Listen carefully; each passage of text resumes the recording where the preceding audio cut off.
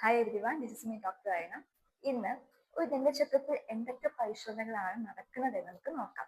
ആദ്യം തന്നെ പല്ലിന്റെ കേട്, പല്ലിന്റെ നിറമാറ്റം, പല്ലുകളിൽ ഉണ്ടാകുന്ന ചെറിയ ക്രാക്കുകൾ അല്ലെങ്കിൽ പൊട്ടലുകൾ, പിന്നെ ഫുഡ് ലോഡ്ജ്മെന്റ് അതായത് ഫുഡ് കുടുങ്ങി നിൽക്കുന്ന അവസ്ഥ, ഇവയെല്ലാം നമ്മൾ പരിശോധിക്കും. ഇവയെല്ലാം തന്നെ ഇനിഷ്യൽ സ്റ്റേജ് അല്ലെങ്കിൽ തുടക്കത്തിലെ കണ്ടെത്തിയാൽ നമുക്കെല്ലാം സിമ്പിൾ ഫില്ലിങ്സിലൂടെ രക്ഷിച്ചെടുക്കാൻ സാധിക്കും. പിന്നീട് മോണയിൽ അല്ലെങ്കിൽ ഗംസിലുള്ള ബ്ലീഡിംഗ്, റെഡ്നെസ്, സ്വെല്ലിംഗ് ഇവയെല്ലാം ഉണ്ടോ എന്ന് പരിശോധിക്കും. അൺട്രീറ്റഡ് ആയിട്ടുള്ള ഗം ഇൻഫെക്ഷൻ ഉണ്ടെങ്കിൽ അത് ഭാവിയിൽ ബോൺ ക്ലോസ് അല്ലെങ്കിൽ ടൂത്ത് മൊബിലിറ്റി പല്ലിന് ഇളക്കം വരുത്താനുള്ള ചാൻസുകൾ ഉണ്ട്. പിന്നീട് കാൽക്കുലസ് അല്ലെങ്കിൽ കക്കകൾ, കവകൾ എന്നിവയുണ്ടോ എന്ന് പരിശോധിക്കും.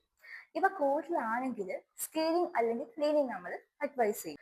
എല്ലാ കാര്യങ്ങളും എനിക്ക് ഒരു വീഡിയോയിൽ പറയാൻ സാധിക്കില്ല, അതുകൊണ്ട് നെക്സ്റ്റ് വീഡിയോയിൽ ഞാൻ ബാക്കി പാർട്ട് പറഞ്ഞു തരുന്നതായിരിക്കും.